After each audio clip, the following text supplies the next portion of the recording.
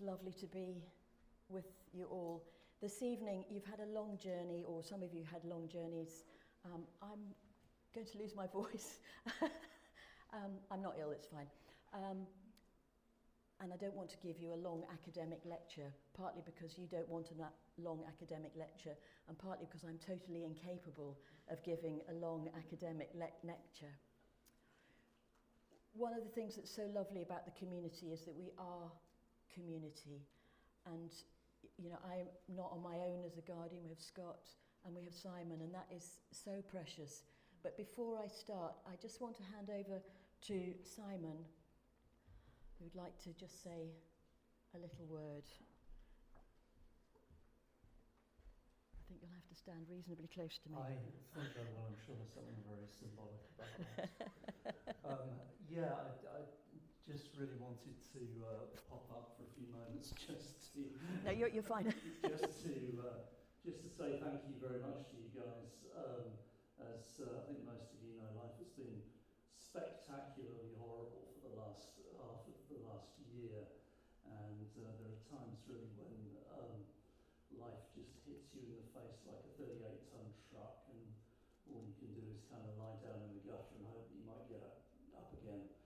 But I just wanted to take the opportunity to say thank you, everybody, because I've had so many messages and emails from various of you.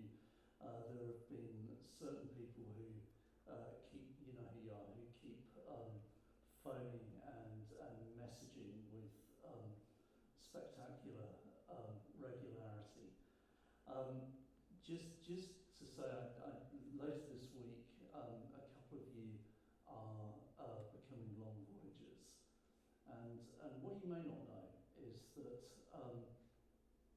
along with our now glorified founder, Ray and I were actually the first two long voyagers in the community. And I said to Ray, why have you never done this before? And he said, I was waiting to do this with someone else. And when you do the long voyage, one of the things that you say,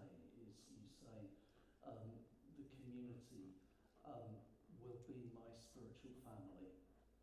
And, you know, sometimes people say, how do you have dispersed community? How does it work? And what I want to tell you is it works. It works. And if I didn't know who my friends were, I do now. But I think I knew that anyway, so thanks everybody. And now I'm going to get out of the way, and please stop doing this self-deprecation thing. You are a great speaker. So I'm going to hand back to you. That's very sweet of you, Simon, but I'm still not an academic lecturer. It is so special, isn't it, to be together, and isn't it good that in the shared leadership that it really isn't okay for one of us to go down, but it is okay because, you know, we share together, and that's a beautiful thing. It hit me quite hard this evening, actually. I thought I was going to feel it. I feel it quite a lot now that Ray isn't here. So it's quite hard, isn't it? But we're looking at soul friendship from the monastic tradition, and I've got a little story to do with Ray that will come in just a minute. In fact, I'm going to tell that story now because I kind of need to. It was the most amazing experience, and some of you will have been aware of it at Ray's funeral down at St Barnabas. And I led the prayers there. Ray, in his setting out of his funeral, had asked that I would lead the prayers or that I would nominate somebody. Well, I didn't want to let that opportunity pass by. I so wanted to do that for Ray, so I led the prayers. But not only did Ray set out who he wanted to do things, he also gave us what prayers he would like.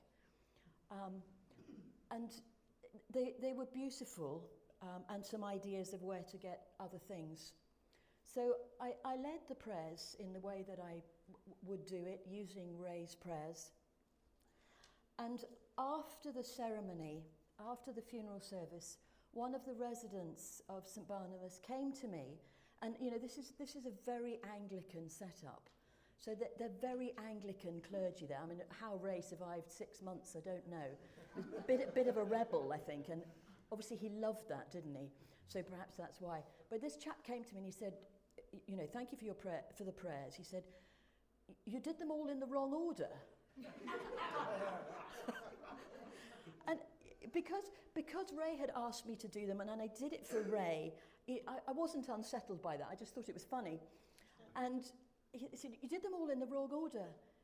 But he said, I felt something that I have never felt in my life. So this is somebody who's been a minister probably all his life, or all his adult life, and now in his 80s. I felt something I've never felt in my life before. And he said it was like eternal echoes. Now, I can be 99% sure that he would never have read John O'Donoghue, who has a book of that title. I am absolutely sure, not over his deathbed would he have read John O'Donoghue. But he said it was like eternal echoes. And that touched me so deeply, because these were ancient prayers. These were Ray-ized versions of prayers from Carmina Gadelica, and versions of some of Columba's prayers, or prayers attributed to Columba. The eternal echoes. And I think all of us knows what that means. When you hear something, or we read something, or we sing something, and you just want to go, yes, yes. You might be outside and you just see the glory of the mustard tree, or whatever it is, or we're seeing some red kites, and yes, and God is part of that, and our souls say yes. Or we hear some ancient truths, and something in us says yes. And these are the eternal echoes, the kind of, I hesitate to call them universal truths, but they're things that are sacred and holy and true and just right. And there's something in the way that we've been led, because we've been led into this ancient tradition. They're accessible to us. We often see them and hear them. These words, these writings, whatever it is, something that echoes in us, and we just know with our knower, thank you, Graham, we know with our knower that it's something good and right. And I think that as we reflect on soul friendship, this is something that echoes down through the ages. And I was thinking of the song that you sang last. We're listening. So we're not just listening with our heads. Listen for the eternal echoes. What is in it? What that you'll hear tonight, that you'll hear through tomorrow and the coming days? What is it that's echoing within you and saying, yes, this is good? Because it's not only for you. It's not only for you. It's for the church out there and the world out there. They're hungry to hear it. I mean, more and more people are coming into soul friendship. And, those of you who are part of spiritual accompaniment, much the same sort of thing. People are hungry for it. It is a gift that we're given. It's an eternal, sacred, beautiful truth that has been given to us. And it's for us to pass it on.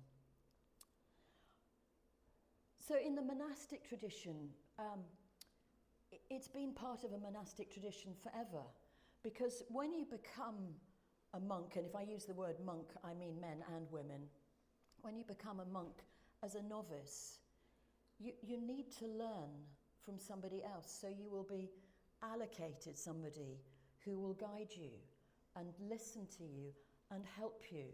It may be a novice master, a novice mistress, a novice guardian, but somebody who will be allocated to you, to whom you go regularly to listen.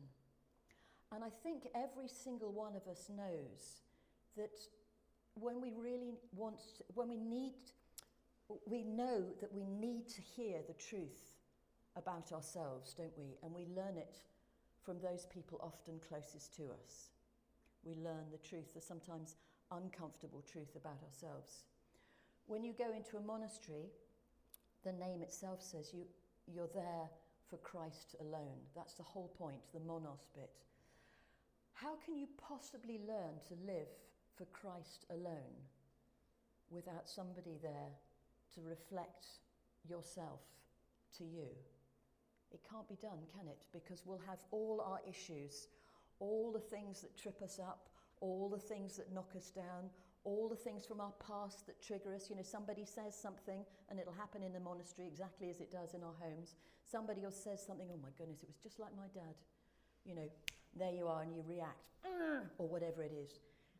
In a monastery, you know, you're effectively on your own. You have to have somebody there to reflect that to you. So it's been a tradition always, an obvious tradition.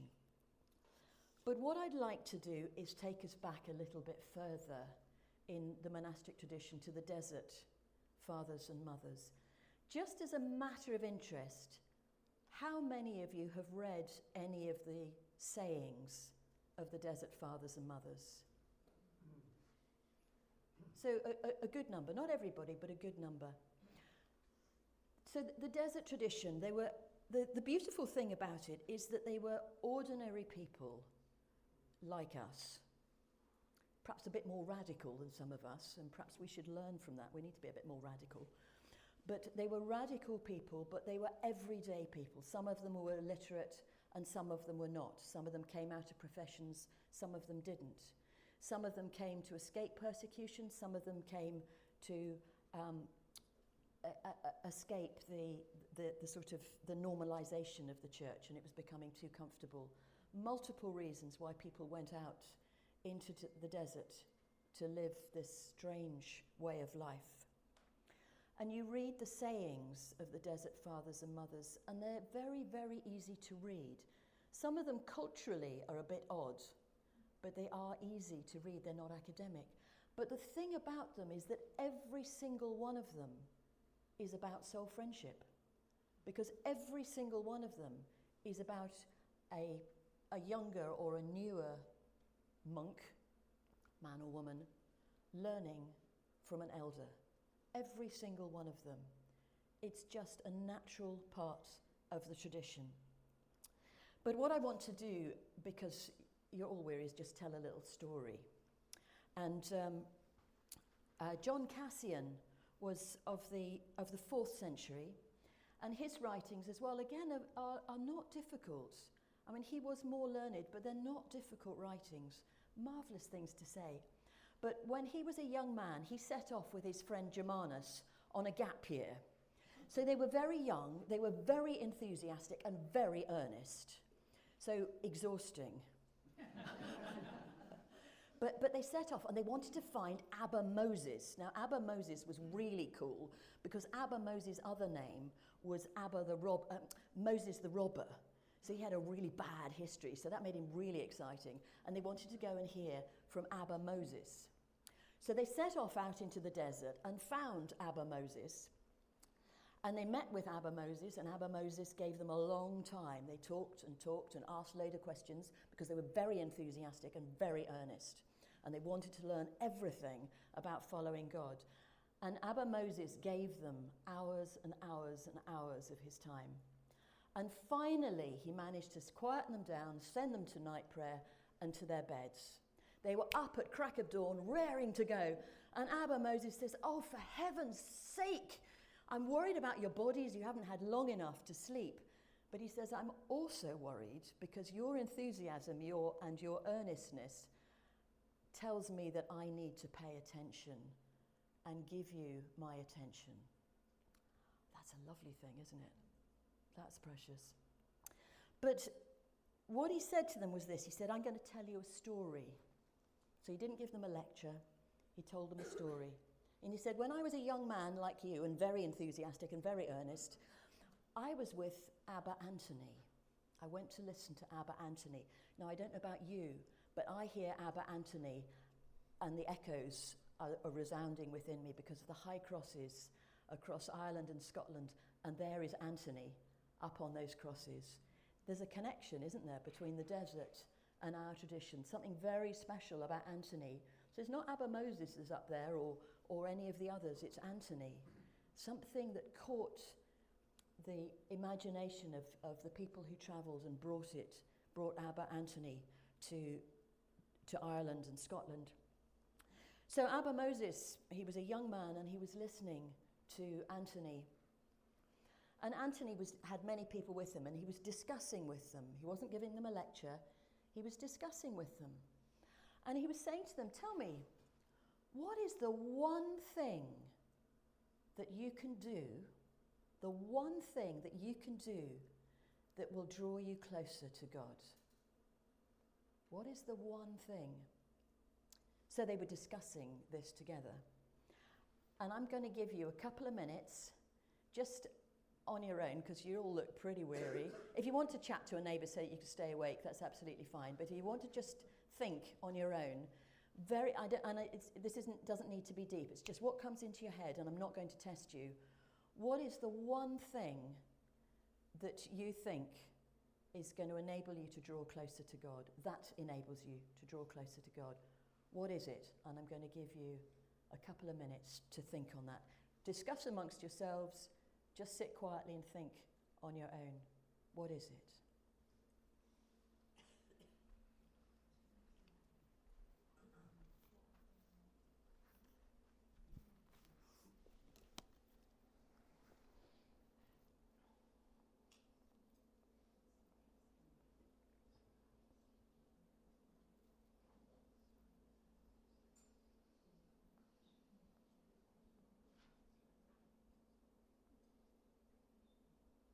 So what did they come up with? They came up with 4 things. One of them, which probably doesn't apply so much to us today, but maybe it should. Zealous fasting and long nights of prayer. It's an interesting one, isn't it? Because I think as we move away from a church that has told us how we ought to behave, and we don't kind of do that anymore, or we certainly rebel against it, I wonder if we're going to move back into a time when we begin to feel that that's something we should do. Anyway, that was one of them, zealous fasting and long nights of prayer. One of them was freeing yourself from distractions. Yeah. One of them is escaping from your current setting so you can go and be holy somewhere else. And one of them is caring for the poor. You don't need to write these down. I wonder if any of you had those. I'm not going to ask you now. So Anthony said to them, well, he said, those are all really good. They're all great ideas. He said, but I bet every one of you knows somebody who's been zealous about one of those things and then has fallen short, has tumbled. I can think of people who are passionate about caring for the poor, but things have gone horribly wrong. You can think of people who are constantly trying to escape from where they are. You can think of people, and of course we can think of ourselves as well. You know, I'm going to give that up, then I'm going to be holy. Doesn't work, does it? All of those things are great, but every single one of us knows that we're going to fall short. He said there's one thing. Dun, dun, dun.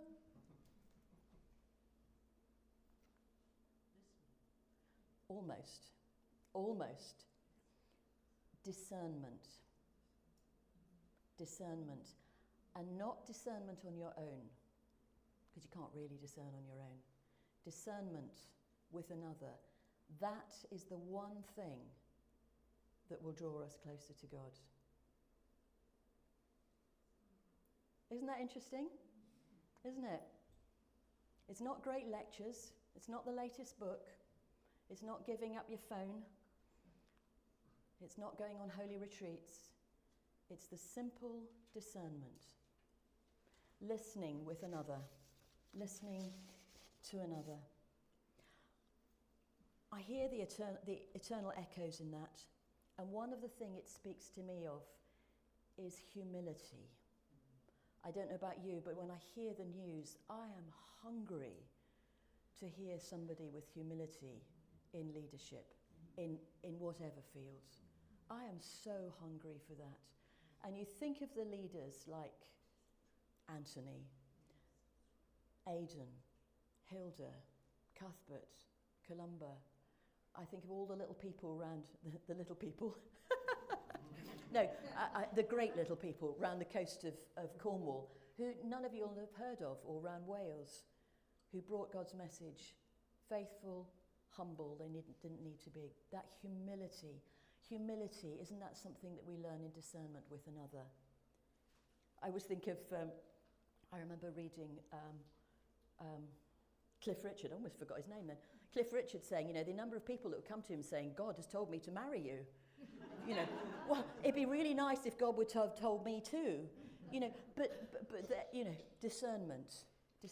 How many times have we tried to make decisions on our own and we just need somebody alongside us to say, yeah, go for it. I think of Ray here. How many of us, me included, are doing things that we'd never have dreamt of doing without Ray discerning that's something deep within us. Do it. Discernment. It enables that humility to grow, and that is so key for every one of us. It's the primary way that we grow in God. And of course then, soul friendship. It's what it's all about, isn't it? Listening, learning, growing in God, day by day. I think of one of the toughest lessons I learned from a soul friend. It was a long time ago. We were going through a really, really tough time, and it was going on and on and on, and I was well and truly stuck in the poor me mode, well and truly stuck there. And I used to ring up my soul friend. She was a sister in Convent of the Holy Name. She was lovely, wonderful woman. And I used to ring her up and chat to her, and one time I rang her up. She said, Penny, this has to stop. And that moment was so freeing for me. She discerned, she knew when I needed comforting, and she knew when I needed to move on.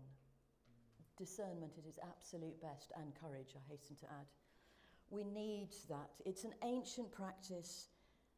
It's a beautiful practice, and I'm just going to give you 3 little examples that I found in Scripture. Perhaps an obvious one is Samuel and Eli. But isn't it lovely? I mean, Samuel is so clearly spoken to. God speaks to him so clearly. Okay, he's a lad, but God speaks to him so clearly. And yet he goes to Eli to check it out. That's a beautiful thing, isn't it? And then this is a less usual one, but it occurred to me. The shepherds, they heard from the angels that Jesus was the Messiah. The Messiah has been born to in Bethlehem. Go there and find it. And they went to Mary and Joseph and told them what the angels said. It was though the shepherds were confirming to Mary and Joseph something of what they'd heard.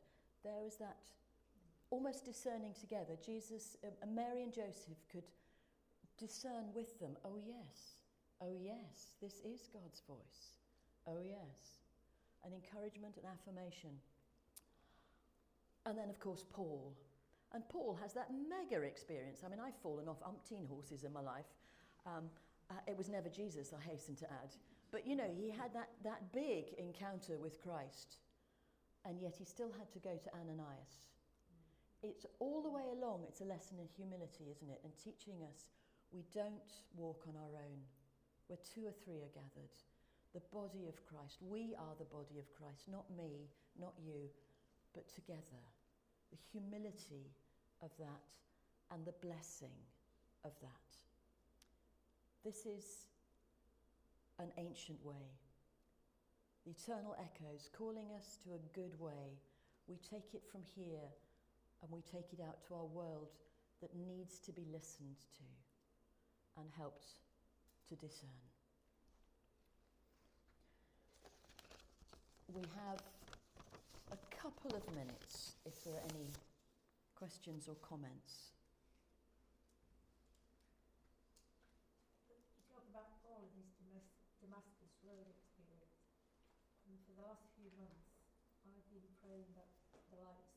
the world leaders such as Trump and Putin would have a Damascus Road experience to bring some humility into it. Wow. Yeah. Yeah. Yeah, I'm confident that in time it could happen. It could, absolutely. Yeah. Thank you. I just feel very strongly I was given that a few months ago. Wow. To really pray To into that. Pray into it. Yeah. Thank you, Linda. Thank you. Yeah. I'm going to bore everybody because I've told this story before and one or two of you have heard it. I went to an absolutely appalling parish meeting back in October, and I listened to effectively the voices of 3 parishes saying, well, yes, we know we're going to have to change, but we haven't got any more people, we've got too many churches. And oddly enough, Whitby at the moment hasn't got a Methodist church. This was in one of the little villages outside Whitby, because in their wisdom, the elders had closed down one after the other all our little churches and then eventually all our big churches. So the only big church is 20 miles away in Scarborough. And I sat at the back of this lot listening to it, going on and going on, and it was quite clear that 2 years down the line, probably 2 out of the 4 parishes that were involved would disappear. And then I lost my leg, and I said, yeah, this is fine. But all you're doing is you're moving the deck chairs around on the Titanic because you haven't got any more people.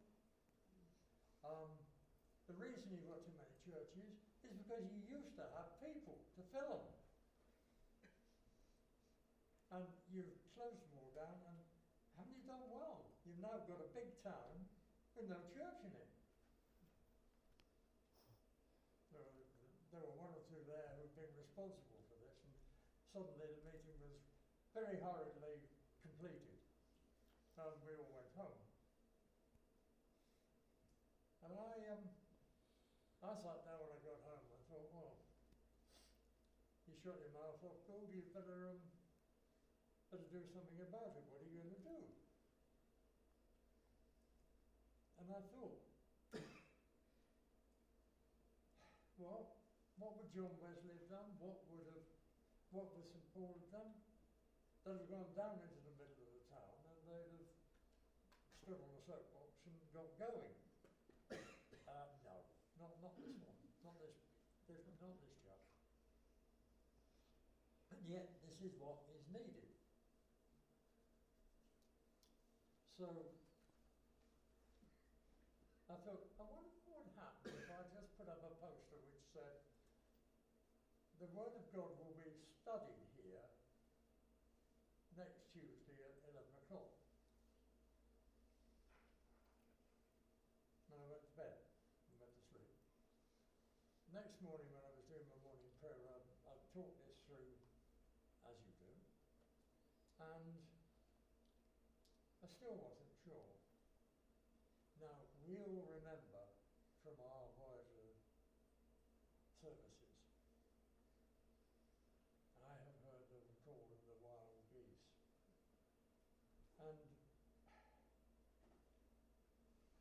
And not quite, but nearly asked, will you just make sure about this? And it was the morning of our flu jabs and our COVID jabs, and I had to drive down to the surgery.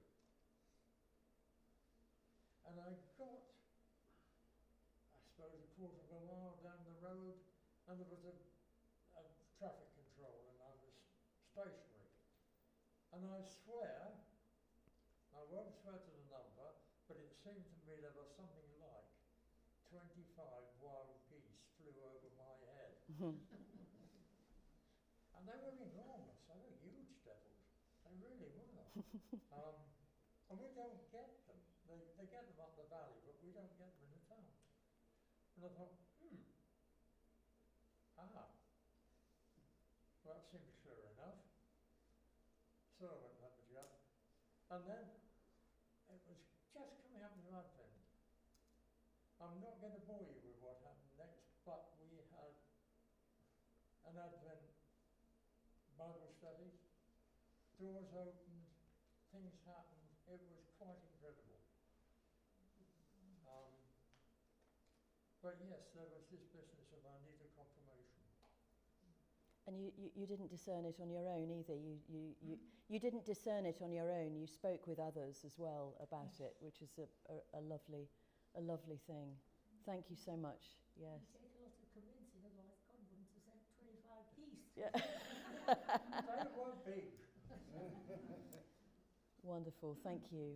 Well, we need to move into night prayer now. So I think if Avril